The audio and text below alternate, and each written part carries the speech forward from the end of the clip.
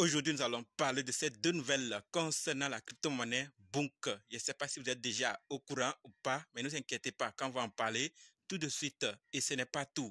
Nous allons aussi parler de CBDC, du Venezuela, du candidat américain et de Binance. Donc, si toi aussi tu veux en savoir plus, continue. OK? Salut! Ici, c'est la chaîne crypto-monnaie et investissement. Et sur cette chaîne, nous parlons de deux thèmes, les crypto-monnaies en général et quelques business en particulier. Alors, si ces deux thèmes vous intéressent, n'hésitez pas à cliquer sur s'abonner, activer la cloche de notification pour ne rien rater toutes les vidéos d'urgence. Et prenez place, car il y a de la place pour tout le monde, y compris vous, quelle que soit votre position géographique. OK? Mille merci à tous ceux qui sont déjà abonnés, qui me laissent des commentaires et qui partagent mes vidéos. Grâce à votre contribution, nous sommes déjà à plus de 7200 abonnés. Je vous dis merci du soutien. On va dans le but. Mais oui, on n'a pas cliqué s'abonner, c'est fait. Ok, c'est parti.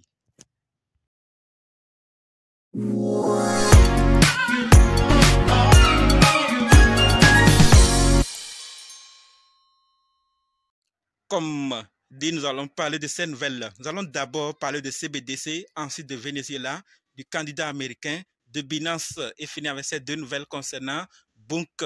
Donc, restez jusqu'à la fin pour qu'ensemble on puisse découvrir ces nouvelles et prendre nos dispositions. OK?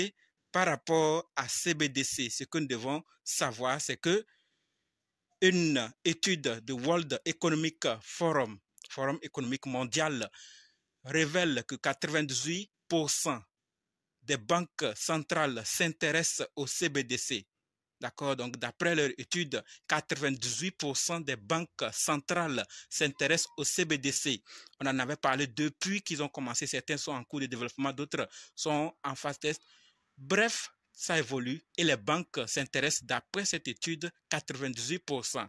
Donc ça veut dire que quand ça va être adopté, lancé, plusieurs banques vont intégrer et ça serait un système qui va coût de changement dans l'écosystème des crypto-monnaies. Mais c'est l'avenir qui va nous donner de bonnes réponses. OK? On passe à la deuxième nouvelle qui concerne le Venezuela. Et par rapport au Venezuela, ce que nous devons savoir, c'est que le Venezuela commencera à utiliser la crypto pour les exportations de pétrole brut et de carburant, alors que les États-Unis réimposent des sanctions pétrolières sur le pays. États-Unis. Donc, ils réimposent des sanctions. Là, on nous dit encore que depuis l'année dernière, le Venezuela a lentement transféré les ventes de pétrole vers l'USDT. C'est bien, mais il y a une question qui se pose. Si tout de suite l'USDT est dans les viseurs de la SEC ou qui que ce soit aux États-Unis là-bas, ou que les États-Unis décident, d'accord, de bloquer l'USDT, qu'est-ce qui va se passer avec ce pays si c'est seulement sur ce stablecoin qu'il se base? Bon, comme ils ont dit la crypto-monnaie, on espère qu'il y a d'autres encore, puisque l'USDT peut être visé à tout moment. Et si on bloque, ça va créer des problèmes à ce pays. Mais ce que nous devons retenir, c'est l'avantage des crypto-monnaies. Ça permet quand même, d'accord, peu importe l'espace, peu importe le temps, de travailler avec.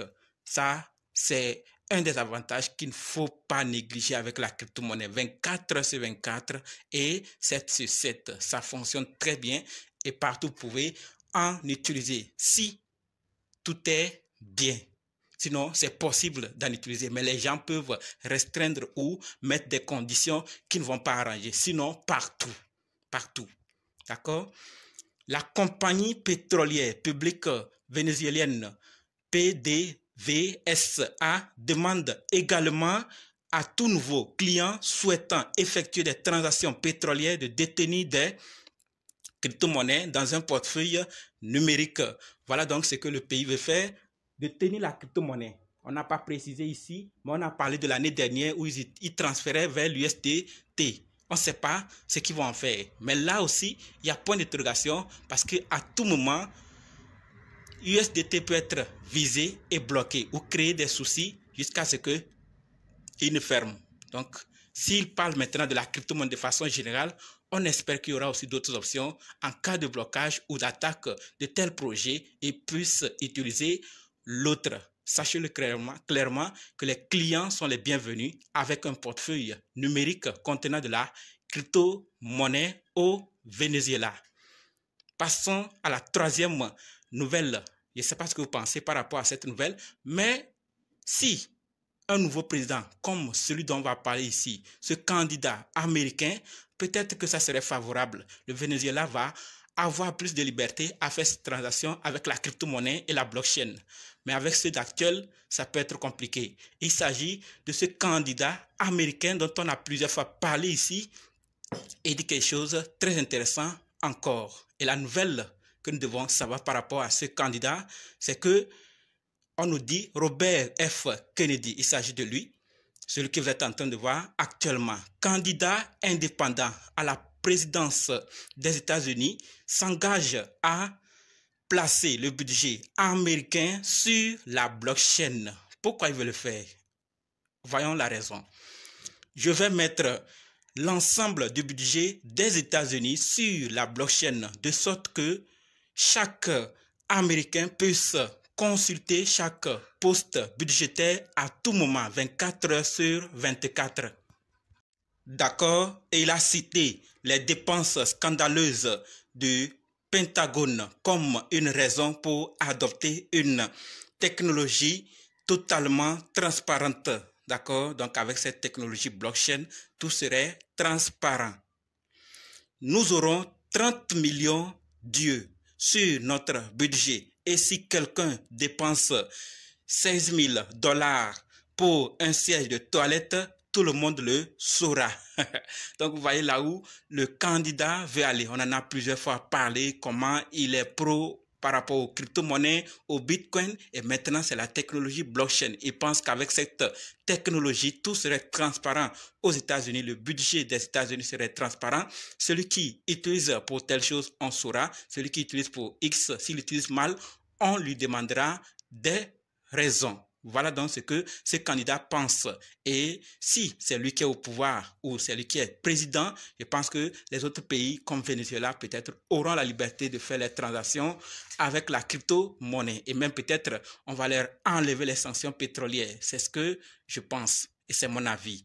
D'accord? L'information ici, c'est de savoir qu'il y a un candidat qui est pro-blockchain, pro-crypto-monnaie, pro-Bitcoin et autres. Donc, si lui aussi venait, peut-être les choses pourront arranger dans l'écosystème. Cette grande bataille entre la SEC et les entreprises crypto, peut-être pourrait diminuer ou ne plus être trop sévère comme nous le voyons actuellement. D'ailleurs, il y a des problèmes actuellement. D'autres parlent d'imposition que la SEC s'interpose trop ou entre trop dans les affaires crypto et on espère voir que ça va diminuer à l'avenir. Pour le moment, c'est ce que je voulais partager. Passons maintenant à la quatrième nouvelle. Je ne sais pas ce que vous pensez, mais les commentaires ne sont pas désactivés. Par rapport à la quatrième nouvelle qui concerne Binance, ce que nous devons savoir, c'est que Binance annonce le 53e projet sur Binance Launchpad, Launchpool plutôt, Renzo Protocol. D'accord? Renzo Protocol EZ.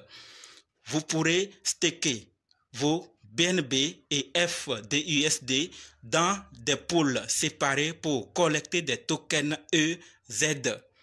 Durée 6 jours.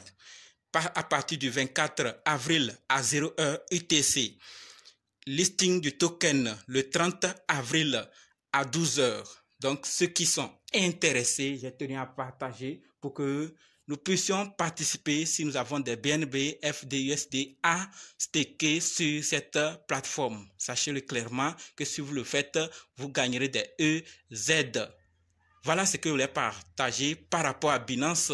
Si vous êtes intéressé, allez participer. Dans le cas contraire, vos avis sont les bienvenus dans les commentaires. Passons et terminons avec cette cinquième nouvelle qui concerne Bunk. Et par rapport à Bunk, nous avons deux nouvelles comme je l'ai déjà dit. La première concerne le sponsoring. Et là, on nous dit que Bunk s'est éclaté en sponsorisant le F et CFN4 de Crypto Funch Week. Donc, ils ont sponsorisé. Et quand on parle de sponsoriser, le logo, les informations de Bunk vont apparaître lors de cet événement et les gens verront. Je l'ai toujours dit, ce genre de partenariat, de sponsoring, ça aide à augmenter la visibilité du projet. Dans l'autre vidéo, on a parlé de comment le logo, l'image de Bunk apparaît dans le ciel de Dubaï. C'est une chose effectuée pas au hasard. c'est bien mesuré et on sait qu'avec ça, plusieurs vont se demander et s'intéresser au projet et ça peut aussi agir dans l'ensemble. Voilà ce que je voulais partager par rapport au sponsoring. Maintenant, la deuxième nouvelle qui concerne JT. Et là, l'équipe de Bunk est heureux d'annoncer le directeur de drogue pour Bunk, Art Masta, JT.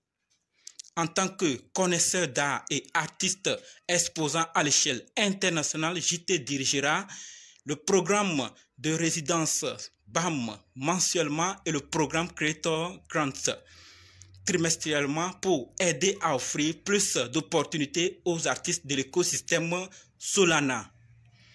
JT, plus de 15 ans d'expérience en tant qu'artiste professionnel exposant dans des galeries et collaborant avec des musiciens lauréats d'un Grammy plutôt, et 10 ans d'expérience dans la conservation et la production d'expositions à New York, y compris les événements JT et pour NFT Nice, NYC. Donc,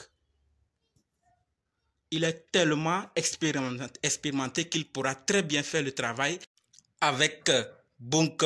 Et grâce au soutien de Bunk DAO et du Solana FNDN, le financement du programme de subvention des ambassadeurs des arts doublera pour le cycle 2024-2025, combiné avec BAM et les Creator Grants. Bunk va faire beaucoup de bien aux artistes cette année. Voilà donc ce que les partager par rapport à JT. Ils vont collaborer, ils vont travailler ensemble. Il a beaucoup d'expérience et il va aider l'écosystème Solana et aussi de Bunk.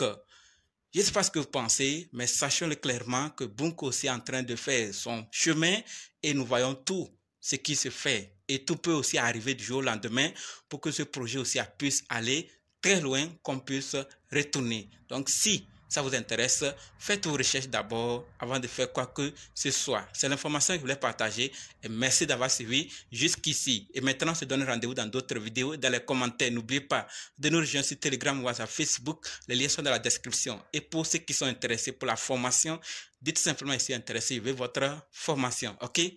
Merci.